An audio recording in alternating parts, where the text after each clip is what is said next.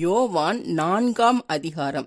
இந்த 4வது அதிகாரத்தில் மொத்தம் 2 சம்பவம் குறிப்பிடப்பட்டிருக்கு. ஃபர்ஸ்ட் சமாரியா ஸ்திரீயினுடைய சுவிசேஷம், 2வது கலிலேயாவுள்ள கானா ஊரில் ஏசப்பா செய்த 2ஆம் அற்புதம். இந்த 2 சம்பவம் யோவான் 4ஆம் அதிகாரத்தில் இருக்குது. இப்போ ஃபர்ஸ்ட், யோவானை பார்க்கிலும் ஏசப்பா அநேகம் பேரை சீசராக்கி ஞானஸ்நானம் கொடுக்குறாங்க அப்படின்னு சொல்லிட்டு பரிசேயர் கேள்விப்பட்டதாக கர்த்தர் அறிந்து என்ன பண்ணுறாங்கன்னா, யூதேயா விட்டு மறுபடியும் கலிலேயாவுக்கு போகிறாங்க.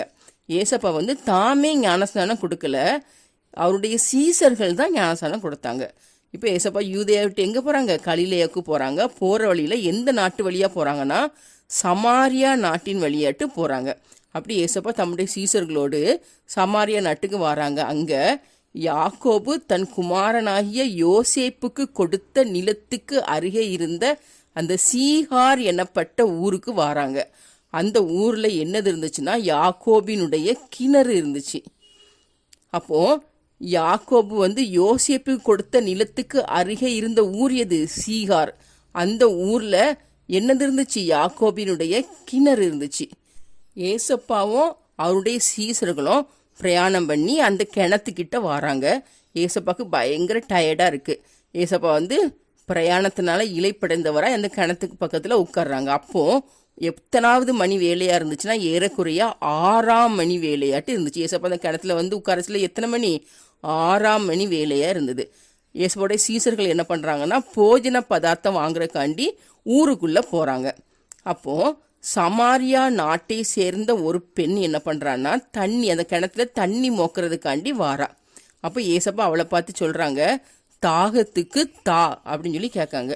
அப்போ அந்த சமாரியா பெண் சொல்கிற ஏசப்பா கிட்ட, நீர் யூதனா இருக்கச்சில என்கிட்ட, நான் ஒரு சமாரிய பெண், என்கிட்ட தாகத்துக்கு தான் எப்படி கேட்கலாம் அப்படின்னு சொல்லி கேட்குறேன். ஏன்னா யூதர்கள் சமாரியாரோட சம்பந்தம் கலவ மாட்டாங்க, எந்த ஒரு சம்மந்தமும் வச்சுக்க மாட்டாங்க. அவங்கள்ட்ட எதுவும் கேட்டு வாங்க மாட்டாங்க, கொடுக்க மாட்டாங்க, அவங்க கூட இருந்து சாப்பிட மாட்டாங்க. யார்? யூதர்கள் சமாரியருடனே எந்த சம்மந்தமும் வச்சிருக்க மாட்டாங்க. அதனால ஏசப்பா அந்த சமாரிய பெண்கிட்ட தாகத்துக்கு தா அப்படின்னு கேட்ட உடனே அந்த சமாரிய பெண் ஏசப்பாட்ட சொல்றா, நான் சமாரிய ஸ்திரீ, நீங்க ஒரு யூதன், அப்படி நீங்க யூதனா இருக்கச்சில ஏன்ட எப்படி நீங்க தாகத்துக்கு தான் சொல்லி கேட்பீங்க அப்படின்னு சொல்லி கேட்குறா. அப்போ ஏசப்பா அவளுக்கு பதில் சொல்றாங்க. என்ன சொல்றாங்கன்னா, நீ தேவனுடைய ஈவையும் தாகத்துக்கு தா என்று உன்னிடத்திலே கேட்கிறவர் இன்னார் என்பதை நீ அறிந்திருந்தினா, நீயே அவர்கிட்ட எனக்கு தாகத்துக்கு தாங்கன்னு சொல்லி கேட்டிருப்ப, அவரும் உனக்கு என்ன தந்திருப்பாரு? ஜீவ தண்ணி தந்திருப்பாரு அப்படின்னு சொல்லி ஏசப்பா சொல்றாங்க. அப்போ அந்த சமாரிய ஸ்திரீ ஏசப்பா கிட்ட கேட்குறா, ஆண்டவரே, தண்ணீரை மொண்டு கொள்ள உம்மிடத்தில் பாத்திரம் இல்லையே, கிணறும் ஆழமா இருக்குது, பின்ன எங்கிருந்து உமக்கு ஜீவ தண்ணீர் உண்டாகும்? இந்த கிணற்றை எங்களுக்கு தந்த நம்முடைய பிதாவாகிய யாக்கோபை பார்க்கிலும் நீர் பெரியவரோ, அவரும் அவருடைய பிள்ளைங்க அவருடைய மிருக ஜீவன்கள் எல்லாம் இந்த கிணத்துல உள்ள தண்ணீரை குடித்தாங்க அப்படின்னு சொல்லிட்டு இந்த பெண் ஏசப்பா கிட்ட சொல்றா. அப்போ ஏசப்பா அவளுக்கு என்ன பதில் சொல்றாங்கன்னா, இந்த தண்ணீரை குடிக்கிறவர்களுக்கு மறுபடியும் தாகம் உண்டாகும், ஆனா நான் உனக்கு கொடுக்குற அந்த தண்ணீர் குடிச்சா திரும்ப தாகம் வரவே வராது. அந்த தண்ணீர் யார் அந்த தண்ணியை குடிக்கிறாங்களோ அவங்களுக்குள்ளே அது நித்திய ஜீவ காலமாய் ஊறுகிற நீரூற்றாய் இருக்குன்னு சொல்றாங்க. அப்ப ஏசப்பா தரக்கூடிய அந்த ஜீவ தண்ணீரை குடிக்கிறவங்களுக்கு எப்படி இருக்கும்? அது நித்திய ஜீவ காலமாய் ஊறுகிற நீரூற்றாய் இருக்குன்னு சொல்லி ஏசப்பா சொல்றாங்க. அப்போ அந்த சமாரிய பெண் சொல்றா, ஆண்டவரே, எனக்கு தாகம் உண்டாகாம இருக்கணும், அதுவும் இல்லாம நான் திரும்ப இங்க தண்ணி மோக்கிறதுக்கு வராமலும் இருக்கணும், அதனால எனக்கு அந்த ஜீவ தண்ணீரை தாங்க அப்படின்னு சொல்லிட்டு கேட்குறா. அப்போ ஏசப்பா சொல்றாங்க, நீ போய் உன் புருஷனை இங்கே அழைத்து கொண்டு வான்னு சொல்றாங்க. அப்போ அந்த பெண் என்ன சொல்றான்னா, எனக்கு புருஷன் இல்லைன்னு சொல்றா. அப்போ ஏசப்பா சொல்றாங்க, உனக்கு புருஷன் இல்லை, நீ சொன்னது சரிதான், ஏன்னா உனக்கு 5 புருஷர்கள் உண்டு, இப்பொழுது உனக்கு இருக்கிறவன் உனக்கு புருஷன் அல்ல, அதை நீ உள்ளபடி சொன்னாய் அப்படின்னு சொல்லி சொன்ன உடனே அந்த ஸ்திரீ சொல்றா ஏசப்பா பார்த்து, ஆண்டவரே, நீர் தீர்க்கதரிசி என்று காண்கிறேன் அப்படின்னு சொல்லிட்டு ஏசப்பாட்ட கேட்குற. என்ன கேட்குறான்னா, எங்கள் பிதாக்கள் இந்த மலையில தொழுது கொண்டு வந்தாங்க, ஆனா நீங்க எருசலேமில் இருக்கிற ஸ்தலத்திலே தொழுது கொள்ளணும்னு சொல்றீங்களா அப்படின்னு சொல்லி கேட்குறா. அப்போ இயேசுவ சொல்றாங்க, ஸ்திரீயே, நான் சொல்றத நம்பு, நீங்க இந்த மலையிலும் எருசலேமிலும் மாத்திரமல்ல, எங்கும் பிதாவை தொழுது கொள்ளும் காலம் வருகிறது. நீங்கள் அறியாதிருக்கிறதை தொழுது கொள்கிறீர்கள், நாங்கள் அறிந்திருக்கிறதை தொழுது கொள்கிறோம். ஏனென்றால் இரட்சிப்பு யூதர்கள் வழியாய் வருகிறது. உண்மையாய் தொழுது கொள்கிறவர்கள் பிதாவை ஆவியோடும் உண்மையோடும் தொழுது கொள்ளும் காலம் வரும். அது இப்பொழுதே வந்திருக்கிறது. தம்மை தொழுது கொள்கிறவர் இப்படிப்பட்டவர்களாக இருக்கும்படிதான் பிதாவானவர் விரும்புகிறார். எப்படின்னா, தம்மை தொழுது கொள்கிறவர்கள் ஆவியோடும் உண்மையோடும் தொழுது கொள்ளணும், அப்படிதான் பிதாவானவர் விரும்புகிறார்னு சொல்லிட்டு ஏசப்பா சொல்கிறாங்க.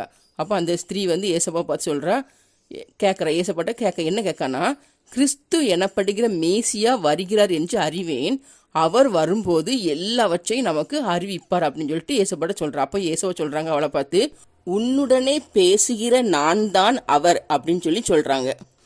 அந்த டைமில் அந்த டைமில் சீசர்கள் போஜன பதார்த்தம்லாம் வாங்கிட்டு வராங்க. ஏசப்பா அந்த ஸ்திரீயோட பேசிகிட்டு இருக்கிறத அவங்க பார்த்துட்டு ஆச்சரியப்பட்டாலும் ஏசப்பா கிட்ட கேட்கல, நீங்கள் என்ன தேடுறீங்க, அந்த ஸ்திரீ கிட்ட ஏன் பேசிகிட்டு இருக்கீங்கன்னு சொல்லிட்டு யாருமே ஏசப்பட்ட ஒன்றுமே கேட்கல.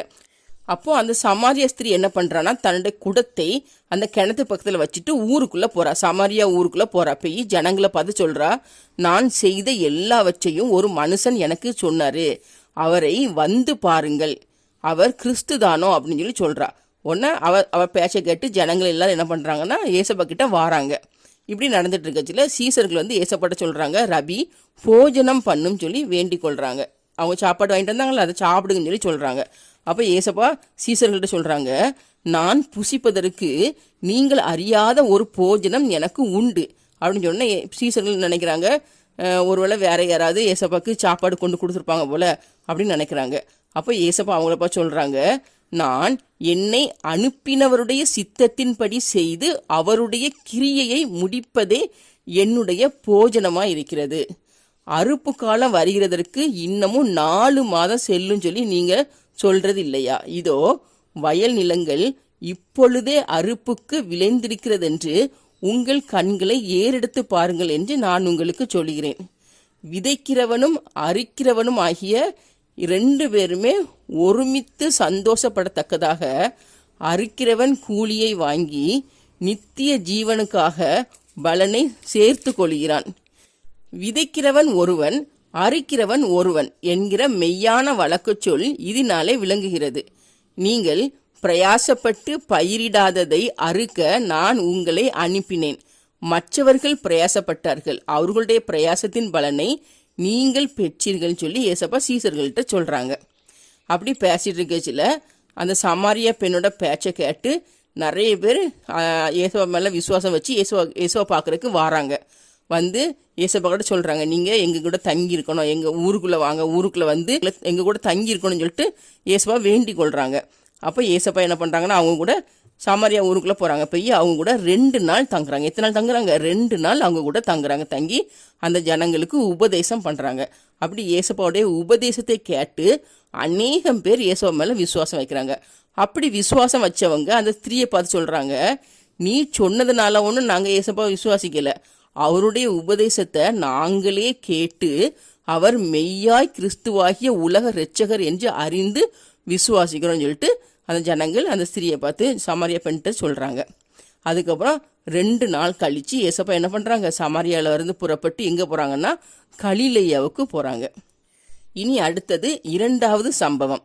ஒரு தீர்க்கதரிசிக்கு தன் சொந்த ஊரிலே கனம் இல்லைன்னு சொல்லி ஏசப்பா சொல்லியிருந்தாங்க.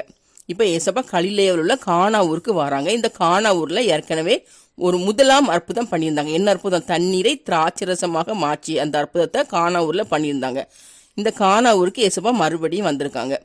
ஏசப்பா வந்திருக்காங்கன்னு கேள்விப்பட்டு கப்பர் நகுமிலே ராஜாவின் மனுஷரில் ஒருவன் என்ன பண்ணுறான்னா ஏசப்பா கிட்ட வரான். ஏன் வரான்னா, அவனுடைய குமாரன் வியாதியாக இருந்தான். என்ன வியாதினா, அவனுக்கு ஜுரத்தினால மரண அவஸ்தையாக இருந்தான். அதனால அந்த ராஜாவின் கப்பர் நகுமில ராஜாவின் மனுஷரில் ஒருவன் கானா ஊருக்கு வரான். ஏசப்பாவை கூட்டிகிட்டு போகிறதுக்கு வரான். ஏசப்பாட்ட சொல்கிறான், என் மகன் மரண அவஸ்தையாக இருக்கான், அதனால் அவனை குணமாக்குறதுக்காண்டி நீங்கள் வரணும்னு சொல்லி ஏசப்பாவை வேண்டிக் கொள்கிறான்.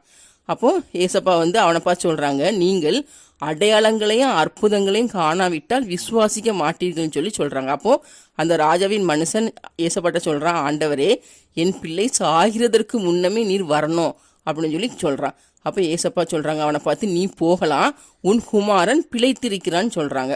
இந்த மனுஷன் என்ன பண்றான்னா ஏசப்பா சொன்ன வார்த்தையை நம்பி திரும்பி போறான், வீட்டுக்கு போறான். அப்படி போற வழியில அந்த மனிதனுடைய ஊழியக்காரர்கள் அவனுக்கு எதிர்கொண்டு வராங்க. வந்து என்ன சொல்றாங்கன்னா, உம்முடைய குமாரன் பிழைத்திருக்கிறான்னு சொல்லி அறிவிக்கிறாங்க. அப்போ அந்த மனுஷன் வந்து அந்த ஊழியக்காரங்கள்ட்ட விசாரிக்கிறான், எப்போ மகன் வந்து எப்போ குணமானான்னு சொல்லி, எந்த டைம்ல குணமானான்னு சொல்லி விசாரிக்கிறான். விசாரிக்கும் போது அவங்க சொல்றாங்க, நேற்று 7ஆம் மணி நேரம் ஜூரம் அவனை விட்டு போயிருச்சு அப்படின்னு சொல்லிட்டு சொல்றாங்க. ஏசப்பா இந்த மனிதனை பார்த்து, நீ போகலாம், உன் குமாரன் பிழைத்திருப்பான்னு சொன்ன அந்த நேரமும் அதே 7ஆம் மணி நேரம் அப்படிங்கிறத புரிஞ்சுக்கிட்டு அந்த மனிதனும் அவனுடைய வீட்டார் எல்லாருமே ஏசப்பா மேல விசுவாசம் வைத்தாங்க. இது ஏசப்பா இந்த கானா ஊர்ல செய்த 2ஆம் அற்புதம். கப்பர் நகூம்ல உள்ள ராஜாவின் மனுஷனுடைய குமாரனை ஏசப்பா தம்முடைய வார்த்தையால அந்த ஜுரத்தை நீக்கினாங்க. இது ஏசப்பா செய்த 2ஆம் கானா ஊர்ல செய்த 2ஆம் அற்புதம். இந்த அதிகாரத்துல மொத்தம் நம்ம 2 சம்பவம் பார்க்கிறோம். ஒன்று சமாரியா ஸ்திரீனுடைய சுவிசேஷம், இன்னொன்று ஏசப்பா செய்த 2ஆம் அற்புதம்.